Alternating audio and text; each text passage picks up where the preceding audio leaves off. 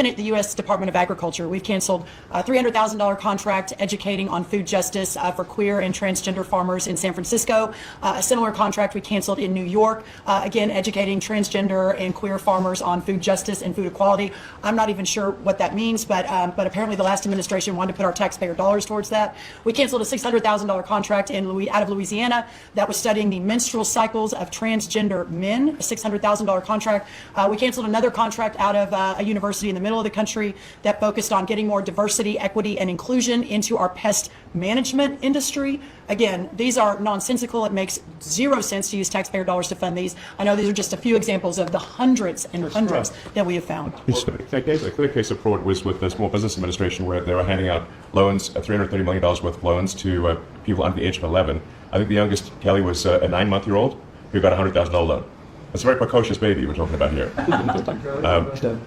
Well, we're tackling the fraud, waste, and abuse of the agency. We've seen, hundreds of billions of dollars of fraud go unprosecuted, so we're taking that on. We have a zero-tolerance policy for fraud, and we continue to crack down on it and make sure people are held accountable.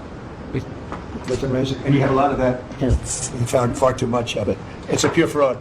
We like to use the words waste and abuse because they sort of sound good, but many of these things are pure fraud. Now, there was a contract that you've heard about where Stacey Abrams got $2 billion just before we took over, and it was a rush to get her the money, and that was environmental, and nobody knows what she was doing. But $2 billion, if you got $2 million, that's a lot. If you got 200,000, that's a lot. But this was $2 billion was given. Lee, do you want to talk about that? And the other one that was even worse? EPA has now canceled over $22 billion worth of contracts. $2 billion going to this NGO that Stacey Abrams was tied to. They received only $100 in 2023. And then the Biden administration gave them $2 billion. The director of the Greenhouse Gas Reduction Fund saw his former employer get $5 billion. So $20 billion went to just 8 NGOs, and they're all pass-throughs. And then they were giving it to other entities. Many of them were pass-throughs. And what you have is all these extra middlemen, they're taking their cut. And the taxpayer ends up getting screwed. They're losing out on all this hard-earned money. They can't afford to have the federal government waste. The partnership with DOJ and Elon Musk has been incredible at EPA. Their team is very talented. We wouldn't have been able to do it without them. And of course, this mandate from President Trump to make sure that we identify every last penny, whether we're saving $50,000, $5 million, or $22 billion. We will not rest until every last penny is saved. Thank you, Mr. President, for the opportunity to do this for the American public. Thank you. Great job, Lee. So we have a lot of that. We're getting down to a point we think probably over the next 2 or 3 months we'll be pretty much satisfied with the people that are working hard and want to be members of the administration and our country, really. And they're doing a lot of good people. We have a lot of great people. We want to keep the good ones, and we want to get rid of the ones that don't exist, and we want to get rid of the ones that do exist but don't work. And we have quite a few of them. Would anybody else like to say something before we take some questions from the press, please?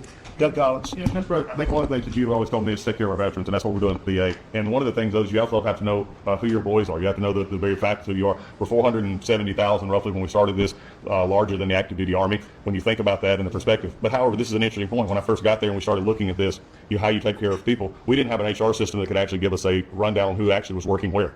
That we've had to work with that, working with our VA employees who are DOJ liaisons. We've been able to put together an organizational chart which we can start looking at that. But the interesting part about it is about taking care of veterans, and what you've told me to do is how do we get the people in the right places. And I think when we look at this, GAO has told us we were high risk for years.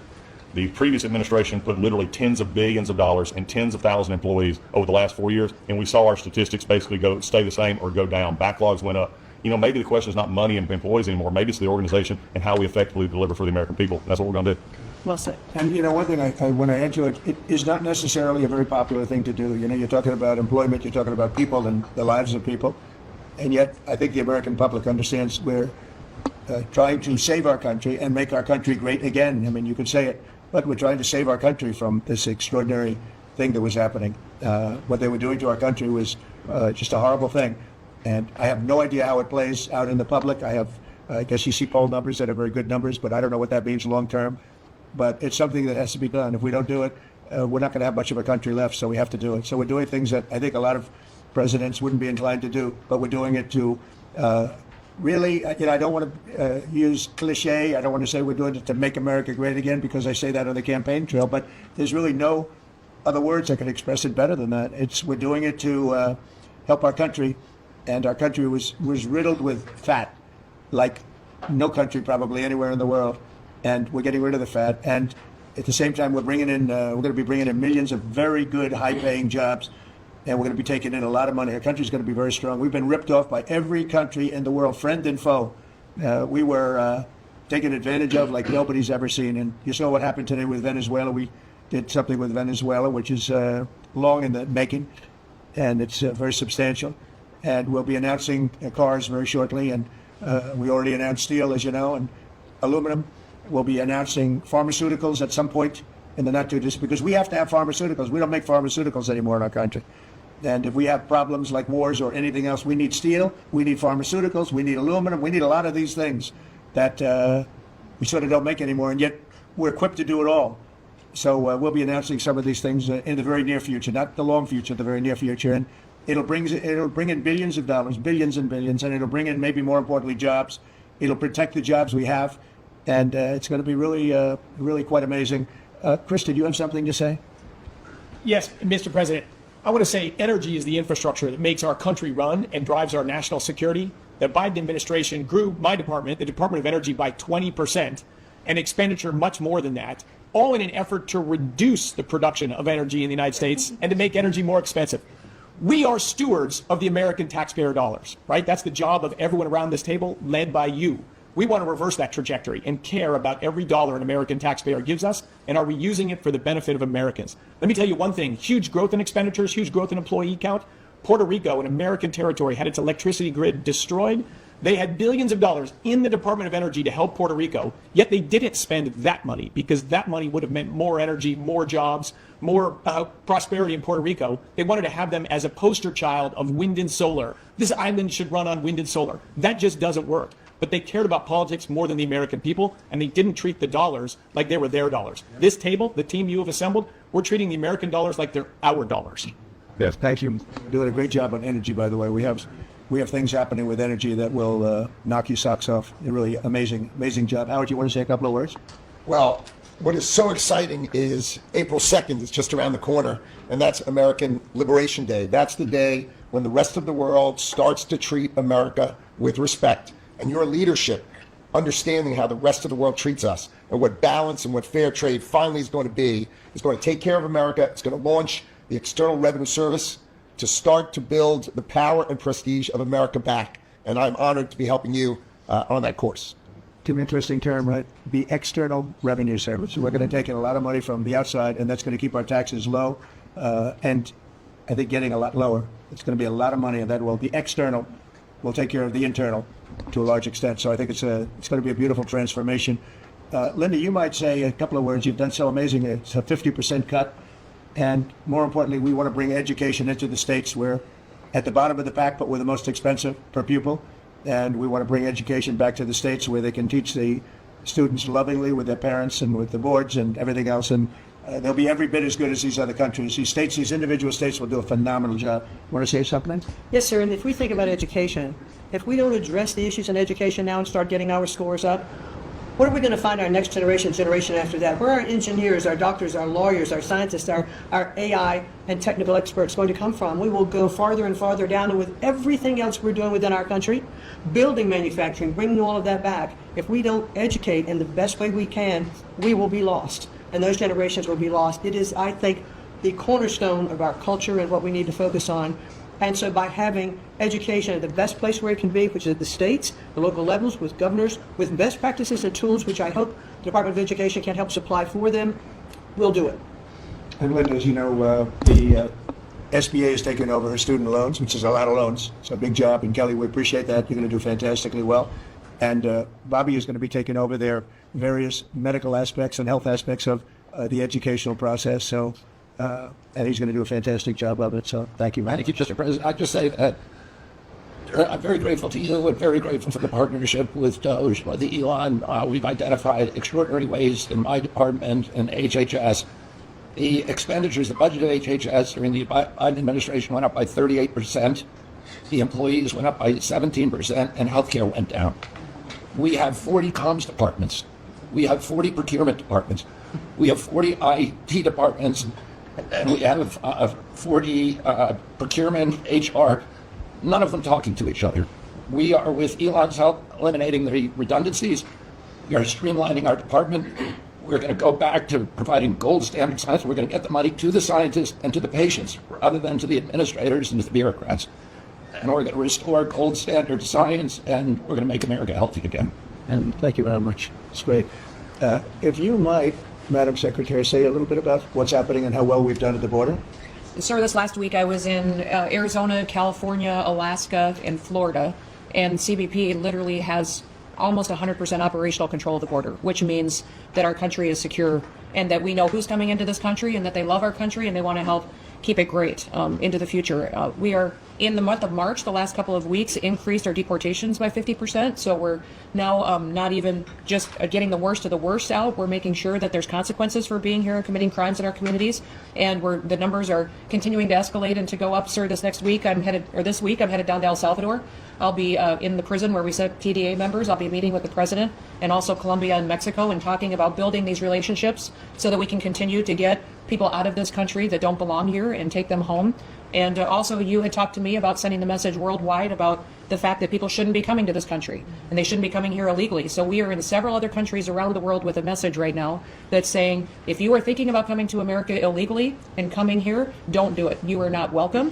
We have a legal process to becoming a United States citizen, and there are consequences if you come here illegally, and America has changed because we're putting Americans first. So we've also, the Coast Guard has done phenomenal work. I don't know if you all have reported on it, but we have broken historic records in the amount of drug interdictions that they have brought in. We've repositioned the fleet to go after the fentanyl crisis and to go after the southern border and securing it, and they've done amazing work as far as that. We were down in Florida. They brought in $500 million worth of cocaine that they had done in 14 interdictions and had brought them in, going right directly after the cartels and doing great work there. And we have a cutter that we have sped up the process, sir, the icebreaker, that'll be hitting the waters here this summer, and we've got 2 more that will be coming. But, you know, Russia is using their cutters and icebreakers up in the Arctic to do surveillance on us, and we're going to reposition our fleet to continue to partner. I want to thank the Secretary of Defense and the Navy for all of their help and partnership, too. We do operations together because their obvious Navy warships are in certain regions, but our cutters are faster and can work together in a partnership that's securing America. So,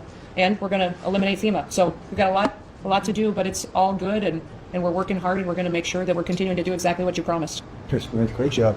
Yesterday there was a plaza that you know well. There'd be hundreds of thousands of people standing at that plaza, pouring into our country, totally unchecked. Many people from jails and prisons and mental institutions and gang members, and horrible.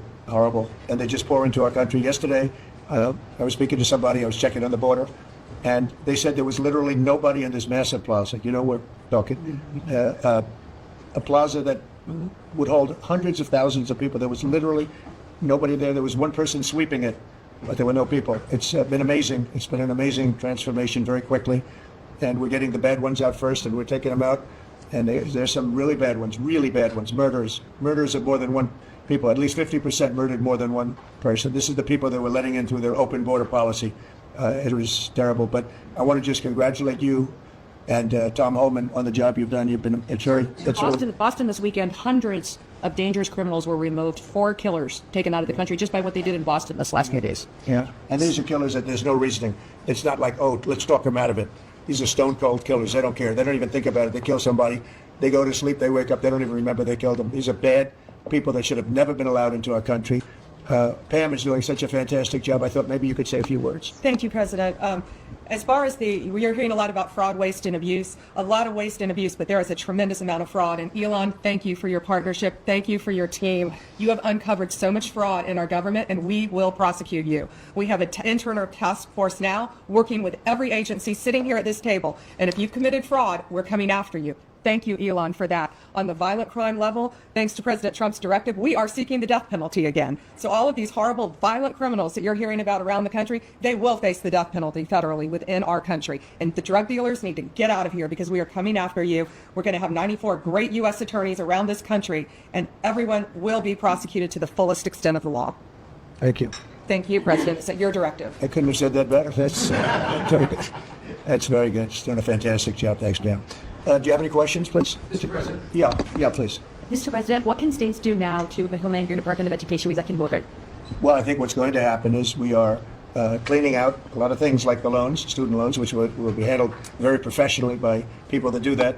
And then, as you know, RFK Jr. is going to do a fantastic job having to do with health and the other things, and frankly, better than the people at the Department of Education. You see the buildings all over D.C., and then the rest is the states are going to start coming in and taking all of the information on all of their students.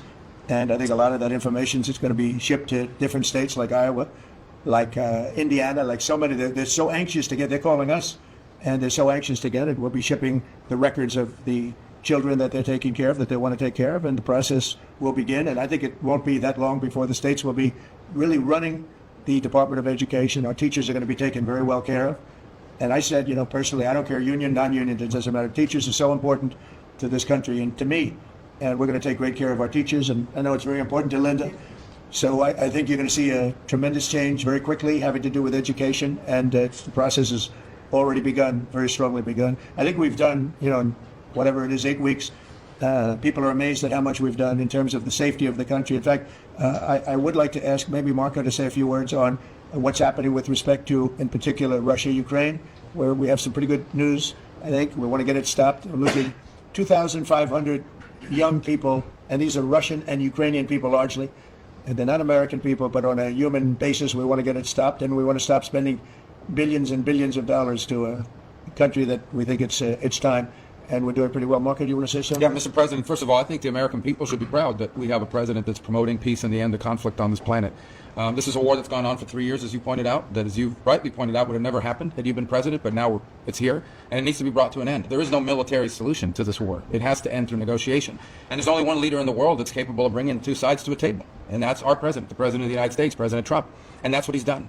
And so today, even as we speak, we have teams on the ground in Saudi Arabia meeting with the respective sides in the hopes of making progress towards this outcome that we all want to see. And I think that the country owes you a great debt of gratitude, and the world, really, because, you're the only leader in the planet that can bring the two sides together to bring an end to this conflict, and that's what you've done, and you've done it despite, impediments from other countries and others who maybe have different opinions about how this should go. But ultimately, I think that the only chance we have for peace is through the president's leadership, and you've shown that, and we hope it'll bear fruit, and today will hopefully be one step more in that direction. Thank you, Marco. And on the Middle East, another hot spot that we didn't have a problem with. There was no problem in the Middle East when we left, and now there's a lot of problems in the Middle East, but we're working on that. But I think we've seen significant progress, and I think we're going to start, we were talking with the Vice President a little while ago, and you're going to see countries start to fill up the Abraham Accords. More and more countries want to join. That was a great success, tremendous success, and then Biden and his group did zero with it. It should have been filled up within a year of the election, would have been filled up. So countries are starting to want to get involved very much with the Abraham Accords again, so that'll be great. JD, do you want to say something? Yeah, sure. Yes, sir. Just on that topic, when you think about what happened with the Abraham Accords, one of the great diplomatic breakthroughs under the first Trump administration, really the last 30 or 40 years of American history in the Middle East, and the Biden administration did absolutely nothing with it. Built on it, not at all, added 0 additional countries. Purely out of political spite, the Biden administration, I think, hurt the United States and really hurt the project of world peace. That has changed. Luckily, about 2 months ago, we got a new president.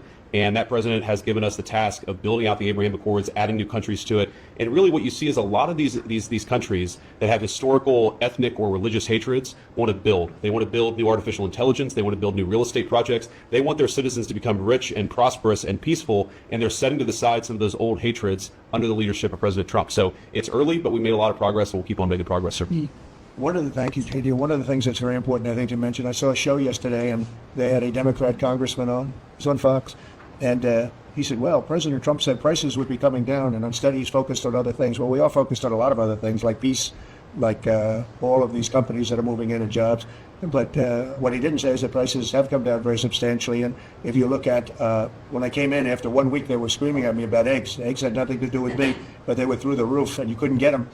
And now they're down about 35-40%, maybe even more than that. I'm going to let Brooke, if you would just discuss that. And groceries generally.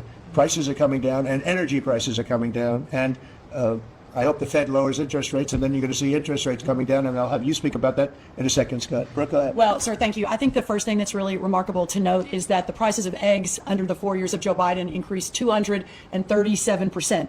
237% in those 4 years, and yet it wasn't covered in the press at all. No one talked about the price of eggs in the summer of last year, for example, from the media. So, of course, the president wins and he is inaugurated, and the next day everyone is yelping about why the price of eggs are so high. So it's certainly one of many, many issues we took on under the 4 years of Joe Biden. We had the cost of input go up 30% for all of our agriculture products. At the same time, the trade deficit increased $49 billion. So it was zero under the first Trump administration. And then under Joe Biden, we sold $49 billion less of our ag products around the world. Then you combine that with the avian bird flu. And I know I've talked to a lot of you in the press on this over the last 3 or 4 weeks. But listen, here's the deal. The president, under his vision and support, we released about a month ago a very significant plan on how to bring the price of eggs down. It included 5 prongs. I won't go into it now because I don't want to bore everyone. But since that day, since we released that plan regarding biosecurity, repopulation, importing eggs, research, and then deregulating, taking those onerous rules off of our farmers, our egg-laying farmers, since that time, the price of eggs, the wholesale price of eggs, has come down 53%. So we're going to keep working on it. Listen, it's not something you solve overnight. Avian bird flu and some of the other animal diseases, we're working across the government, several partners out in the cabinet on that, especially my friend Secretary Kennedy over at HHS. But we have a long-term solution, but at least for now, in the short term, thanks to President Trump and so many that have worked so hard, the price of eggs are coming down, as well as the price of groceries. So thank you, sir, for the opportunity to lead on that. And the number is 53%, and they're readily available. So I think it's a fantastic job. And overall groceries are down. That's right. They're coming down. So the consumer's finally seeing some good news instead of year after year of prices going up because of grossly incompetent leadership. Scott, you want to talk about interest rates, where you see it all going? Yes, sir. So we are, under your direction, we're reprivatizing the economy. We're bringing down government spending. We're bringing down excess employment in the government sector. On the other side, we're going to re-leverage the banking system. We're going to have all the new manufacturing jobs, so everyone who's laid off from the government will have an opportunity to go into the private sector, and that is going to lead to disinflation. Inflation is under control. We're going to get the affordability crisis fixed. So lower energy, deregulation, more private sector jobs that will naturally get interest rates down. Mortgage rates are down almost every week since January 20th. The energy costs are down about 15%. Crude oil is down about 15%. And as we keep that going, interest rates are going to keep declining. It'll be good for mortgages. It'll be good for credit card debt. It'll be great for auto loans. That's great. And you're doing a really, really good job. I'd like to see the Fed lower interest rates. That's just my opinion, because things are coming down. We have inflation under control. Tremendous amounts of money will be soon coming in from tariffs, which is about time that we were able to partake. We've been ripped off by every country on that basis, and it's about time. But that will be, I think, treated very fairly. Will be very fair. But the money that we're talking about is rather astronomical, and it should be, because we put years and years. I was able, in the first term, we had a great first term with the highest stock price increase ever, all the different things that we had. But one of the things, we took in a lot of money in tariffs, and I just started that process, and we had to slow it down because of the COVID. We didn't go forward. We did a very good job with COVID, but that was something that happened to the whole world. It was a shame. What a shame. All those people did, and all of the problems that it caused for countries far worse. I mean, some countries still haven't recovered. Economically, they haven't recovered. But we took in hundreds of billions of dollars in tariffs just starting the process. But this is a program that's going to be, I think, unbelievable for our country, and I think it's treating other countries very fairly, very, very fairly. I'd like to ask, if I might, Sean Duffy to say a few words about the air traffic control situation. You know, there were some mishaps. One in particular, the helicopter crashing into the plane. We have a system that's 40 years old. They spent tens of billions of dollars trying to patch it up and make it work, but it doesn't work. And my pilot says they use different systems. They don't want to use our system. It's so obsolete. And it's an obsolete, horrible thing that happened with respect to it. And we were going to, I said, day one, if this happens, if we are successful, we're going to have to get a brand new, modern, top-of-the-line air traffic system. And I think I can say that I've been working a little bit with Sean on it, but Sean's been working hard on it. And with his new person at FDA, who's going to be terrific, by the way. And maybe you want to talk to them about that, because we need safety in the air, total safety in the air, and this will give that to you. Sure. Thank you, Mr. President. We had a conversation on Friday. Again, our air traffic control system, as we talked about maybe privately or I don't know publicly with all of you, but we have decades of ideas and billions of dollars, and no progress is ever made on any of these initiatives. Air traffic control is the same thing. And so we're having a conversation about building a state-of-the-art, brand new, best technology, envy of the world, air traffic control system. And what's interesting from the Doge team is they'll look and say, well, what is the problem? Why hasn't this been built? This is about safety. This is about people's lives. All of you fly. Your family flies. Why hasn't it been done? And the problem is in government, it takes way too long. So technology changes and money changes and administrations change. We have to do this fast, which is why we need the partnership from the Congress to give us the money up front. The best ideas and the best technology available in the world, we're going to build in the system. I think, Mr. President, we can do it in 3 years. I think Trump Tower was built in 3 or 3.5 years. I think we could match the Trump Tower time frame. 2 years. Maybe not that good, but about 3 years. And again, we have to choreograph because again, our towers are operational, keeping planes in the air. So we've got to choreograph this, but we can do it in short order. If I can just make one other point, Mr. President, we're $36 trillion in debt. You've never had a Doge. We've never come in and looked at our government the way, Mr. President, you looked at this government and said, there's too many people, there's contracts, fraud, waste, and abuse. And so we've had a few bumps in the road as we've gone through this process, but if you look around this room, everybody has seen how the process has evolved, and everyone appreciates some of the insight and technical support that we've gotten to make this government more efficient, to make it more responsive to the American people. And so, again, when you have a new system like this, you'll get some bumps. But things are rolling out. The last 3 weeks have been much, much better as our teams have integrated and we're working to deliver for the American people. And I would say some of the press had made comments last time about what happened in the last meeting. We had a great conversation in the last meeting. Elon and I had a great call after the meeting, and so sometimes the reporting can be a little bit off. I love the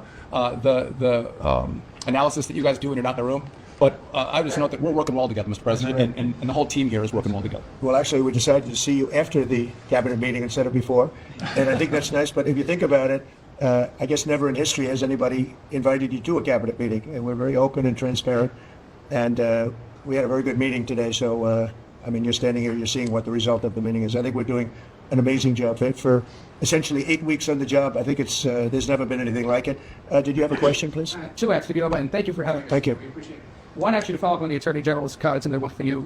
We said that you're now preparing to prosecute examples of fraud across federal agencies that have been referred to. So you said? We are working with a team. We have a team of attorneys in place working with Elon's incredible team, helping us, taking referrals from the cabinet members. You know, these are your tax dollars. And a lot of it is just abuse. A lot of it's waste. But if it's fraud, we are investigating it, and we are looking at multiple cases of fraud throughout the federal government. One for you, Mr. President. Greenland is confused about the Second Lady and the National Security Advisor visiting this week. They're concerned that this is further provocation. Remember, it is you ultimately want your Greenland. Could you further explain why they're going? What is the ultimate end goal? Tony touched. Yeah, well, not provocation. This is friendliness, not provocation. We're dealing with a lot of people from Greenland that would like to see something happen with respect to them being properly protected and properly taken care of. They're calling us, we're not calling them. And we were invited over there, and I thought it would be I have great respect for the wife of our great vice president. I think she's a brilliant woman. She's a very nice woman, and she loves the concept of Greenland. And so she's going there, and I think Marco's going there, and some others are going there. But we've been invited, and they really like the idea because they have been somewhat abandoned, as you know. They haven't been taken good care of. And I think Greenland's going to be something that maybe is in our future. I think it's important. It's important from the standpoint of international security. And if you look at the ships outside of Greenland, you have Russia, you have China, you have lots of different people and lots of different places, and it cannot go on the way it is. It's not going to go on the way it is. I'll make a statement. It's not going to happen. So they're going there, and that's purely friendship. Who's doing the invite? A lot of people, yeah. People from Greenland are asking us to go there. We have many, many requests from many, many people, some officials too. Yes, please. About economic forecasts. I saw one economic forecast coming out from the OECD this past week that they are forecasting stagflation for the United States, a downtick in terms of GDP growth. Do you agree with that forecast? What do you see over the course of 2025? Well, we inherited a very, very bad and perilous situation from a group of people. Again, we just got here. From a group, and this takes a long time to develop, from a group of people that truly didn't know what they were doing. And you see that with not only costs, you see that with all of these fake contracts that have been given out. So we inherited a bad situation, but I think we're going to have an economy that booms. I think when it all kicks in, it's not going to take very long because some of these people that announce that they're going to spend billions of dollars, I mean, literally, Apple is spending $500 billion. They've never made anything close to that to do that. They're building plants here instead of China, instead of other places. When it all happens, and it's going to happen very soon, these are people that are already, in many cases, they're already starting. They just announced. In some cases, they announced, but they actually started before the announcement, as you know, because some are already building. This is going to kick in. I think it's going to be amazing. So they're looking at, based on numbers that I was looking at 6 months ago, 7 months ago, I was very concerned about the economy. We're going to have something that's like nobody's ever seen before. We have numbers and we have job generation that I don't think we've ever seen before. See how it works out, but I think the economy is going to go through the roof. Okay. Mr. President, yeah, please. That's great. In an interview with Time Magazine published this morning, President Zelensky said he believes that some members of your team have been influenced by Russian information. Those were his words. What do you have to say to that? Well, probably they have been influenced to get this thing settled, because Ukraine wants to see it settled. I think they have to have it settled, and Russia wants to see it settled. And I think if I weren't president, this would never happen. Marco's doing a great job, and Steve Witkoff has been incredible. Michael Waltz. We have a great group of people working on it, and that takes a good part of their day, settling something that really, it affects us monetarily because we've given so much money, and we're getting that done. In fact, Scott is telling me that the agreement on rare earths is just about completed. They'll sign it shortly. So it's, as you know, Europe is in for a very small fraction of what we're in for. It affects them much more than it affects us. Again, they are in as a loan, which nobody knew until I came along. Europe is giving the money to Ukraine as a loan. We were just pouring money into Ukraine. It was a very unfair situation. So we made a deal on rare earths. But most importantly, we want to stop the killing that's going on. With 2,500 on average, mostly soldiers, a week of being killed. And they're Russian and they're Ukrainian. And if we can stop it, that's a very important thing to me on a human basis. Okay, anybody else? Are you signing the rare earths deal today? Is that what you mean? No, we'll be signing it soon. So It'll be signed very soon. China You recently mentioned the fate of all the Ukrainian children abducted and transported to Russia. Right. So are you demanding that Russia return these kids to their families in Ukraine? Well, it's one of the things that we're talking about. I know that no decision's been made. We're talking about territory right now. We're talking about lines of demarcation. We're talking about power plant ownership. Some people are saying the United States should own the power plant and then work it that way because we have the expertise to fix it up, et cetera, et cetera. It's okay. That would something like that would be fine with me. But they are talking about ownership of the big nuclear power plant in particular. But all of these things will come up, and they have come up, and that has been discussed. Yes. Okay. I want to thank everybody very much. This was a great meeting. These are phenomenal people. We're lucky to have. I have to tell you, I want to thank you all, and Elon, I want to thank you. I know you've been through a lot with this horrible situation that happens. That's right. Saving America. It's very unfair. What he is a patriot. Here's a man that I can tell you, he's a friend of mine. He's become a friend of mine. He supported me in the election. That's when I got to know him, really. I knew him a little bit from the first term, but not much. But he's a patriot more than anything else. He's never think of it. He has never asked me for a thing. He could have. I always say, I wonder if he's ever going to ask me for something. And that's always subject to change. And if it does change, I'll let you know about it. But Elon has never asked me for a thing. I mean, I got rid of the electric car mandate. I have no idea how that affects him, but possibly not good. I don't know. But he's never asked me for a thing. And I think that's an amazing tribute. I did get activated last week when I saw what they were doing. I said, he makes an incredible product, and we're going to go out and tell people you can't do that stuff and support him. They got to support him. Because if he wasn't doing this, he wouldn't have any of these difficulties. And I think it's getting less and less. Pam has done a great job with regard to all of the, I mean, I know the kind of investigations that are going on. If she finds them, which she will, she's already found 4 of them. But I think they're going to suffer very grave consequences because they're really terrorists when you think about it. They're terrorists at a high level. And I think the people that are financing them, they could very well be people I know, people that you write about. But those people are in big trouble. So they better cut it out. But Elon's a patriot. We want to thank you very much for the job you're doing. Thank you, Chris. Thank you. Thank you. That's for help back. Thank you, everybody. Make press expected Xing out outdoors. Xing out. Thank you very much. Just going to also say that you are going to just trying to do the right thing for the American taxpayer and for the American people. Just a thank you to the Doge team who are literally getting death threats and being accosted. And you know, these are a lot of them are just kids. You know, just trying to help out, and they're very talented. They could get jobs for millions of dollars a year. Instead, they come here, earn peanuts, and get death threats. So thanks to the Doge team. Thanks, right.